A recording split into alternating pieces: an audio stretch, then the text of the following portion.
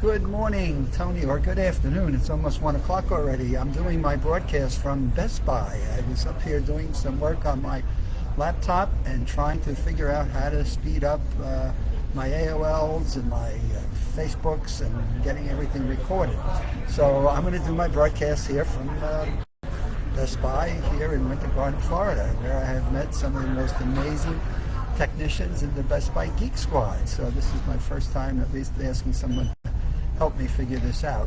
In any case, wanted to do a broadcast today on an article I read this weekend. It was talking about how to help people with their memories. And it was basically talking about all of the different devices that now exist that people can buy and utilize to help them with their memory. And as I was reading through them, it's everything from where do you have your list of things to do, where do you remember the people that you've met. So we have devices for just about everything. And I'm thinking about that and saying, isn't this crazy that we have a brain that has infinite capacity to remember information, numbers, names and faces, directions to where we're going? Though I have to admit, I'm a GPS person that uses Waze to get me where I'm going, and I wonder how I ever got anywhere in the past. But isn't it amazing that we have organizations that create devices to help us to remember? So I think about this whenever I go to a grocery store, and I give a clerk money, and they have to put that into their laptop. And God help us if their computers or their system is down and you give them money and they have to give you change. And the question I raised to myself is, are we losing fundamental math skills in our lives because we go to this infamous device called an iPhone and we do our calculations always on a machine? It's got all kinds of calculating items and things to do here. And so what are we doing to our brains? So as I've read study after study about this, they're saying our technology devices, I read some studies that say they're dumbing down the natural pathways of our human thinking, and others that say, well, this just complements it and helps it. And the net of all of the articles that I read are basically saying we're now in the largest experiment that we've ever maintained to really test, does technology help us or hurt us? Does it streamline or does it shorten our dendrites and our dendritic spines? And if we're living 50 to 60 years old, this is going to be one of these lab experiments. It's probably got another 30 years or so to run before we really start to see what the changes are to people's neurological connections and their connector points before we get the answers. So what I just advocate to people, let somebody else be that person. Let's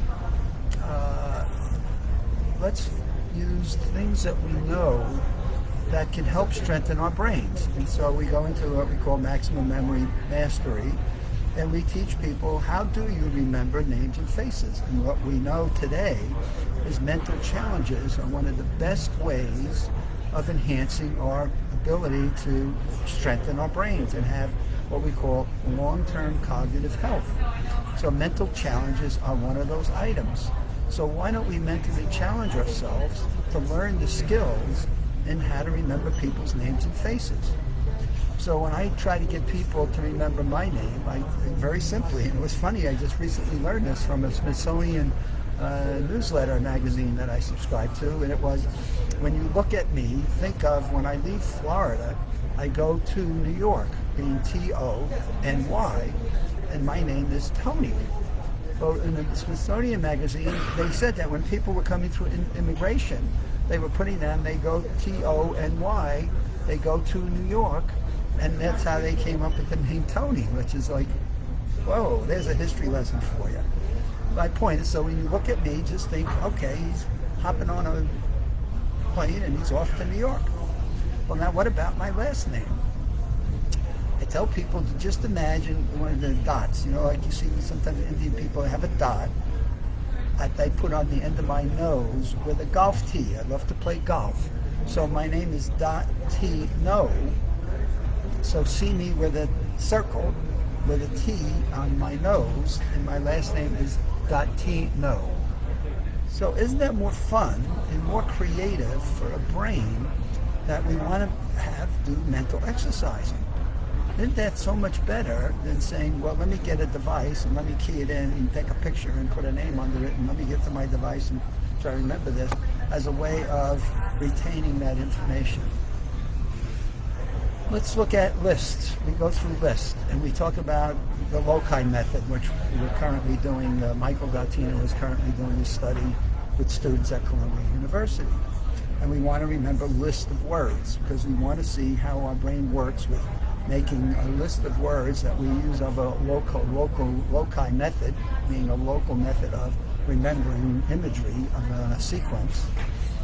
And how do we connect information to it? Because our brain is a linking, connecting, associating mechanism. And what we can do is link and connect that which we know, we call those anchors, to something that we want to retain and or remember. So if I just ask you to look in your living room and walk in a doorway and walk in a clockwise position, close your eyes and just imagine the objects that are on the wall. Now, I'm not at home today, or I'd walk around my living room. Maybe I'll do that in the broadcast next week. But just close your eyes and just imagine the objects that are around the walls, because you don't want to go in the middle because you want to help facilitate sequencing. So go clockwise around the walls and look at a light switch. Maybe it's a picture. Maybe then comes a window. Maybe you have a bookcase against the wall. And just remember those objects that you clearly can recall and retain in your mind. Now you want to remember a list of things that you need to get done. So I needed to remember 4 elements that I needed for what my laptop's got to be able to do. And it needs to have an i5 processing system. Okay, got it. It needed to have 8 to 12 gigabytes of memory. And then it needed to be 256 to 512. And then it needs to be able to have the ability to do camera. It's got to have a camera so I could do these kinds of broadcasts. So I just linked those 4 things to when I'm looking at laptops. These are things that I need to make sure exist in a laptop. And I just boom, boom, boom, boom. And it's like, wow, it came to mind because now I'm not a techie. And for me to retain and recall information, I need to use a memory system. But isn't that better than if I'm always depending on a gadget? So I could have used my iPhone. My other half says, well, make notes in your iPhone. I said, everything I'm going to do, if I'm always going to go to the iPhone, maybe at times I need something on it, I'll do it, a phone number. But even that, we have a process for remembering phone numbers. So how do we remember digits in our lives? So within our own ability to educate our brains and help maintain cognitive fitness, one of the elements is mental challenges. And wouldn't it be better if we had any concerns or worry about Alzheimer's or cognitive impairment or dementia? Wouldn't it be better for us to be exercising our brain as best as we know how in terms of the elements of how do we maintain a strong, healthy brain? And so in reading the article, and it came out of the Harvard Medical, I was a little bit disappointed in Harvard Medical that they're basically saying, okay, just go buy all these different devices and this is how you can remember a whole bunch of different elements in your life, as opposed to, gee, why don't you take a look at, read a memory book, or go look at an online course or a YouTube.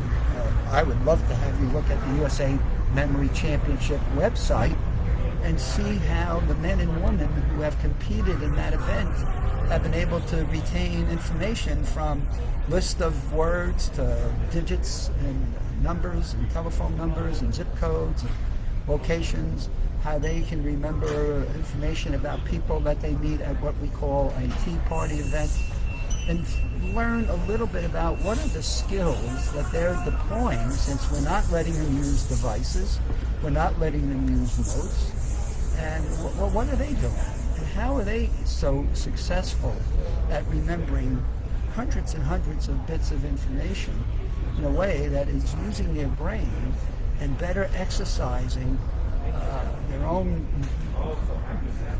muscle in a positive way so that they can get best benefits possible from things that research is showing us are elements of how we maintain brain health. That's the crux of one of my hot buttons over the weekend, and that was buying devices versus learning how to improve your own mental skills. And if I had to give you a choice of what I would always prefer to do, it's like, let me learn how to improve my skills and save the devices for the absolutely essentials. So I will continue to use Waze in my automobile when I need to put in an address and get somewhere and trust the directions of. And so I will use devices at times, but there are other times when I want to use what I've got up here. This is my Monday Live with Tony broadcast from Best Buy in Winter Garden. So everybody have a good, wonderful week. We have Turkey Day coming up on Thursday, so I shall see you on Wednesday evening for my next Live with Tony broadcast.